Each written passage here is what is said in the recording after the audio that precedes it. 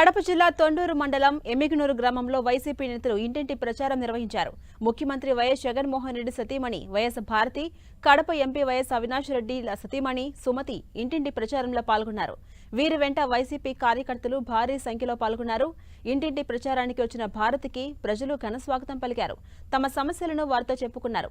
పులివెందులతో పాటు రాష్ట్రంలో వైసీపీకి భారీ మెజార్టీ వస్తుందని, వైసీపీ గెలుపుని ఎవరూ అడ్డుకోలేరని భారతి ఈ సందర్భంగా అన్నారు.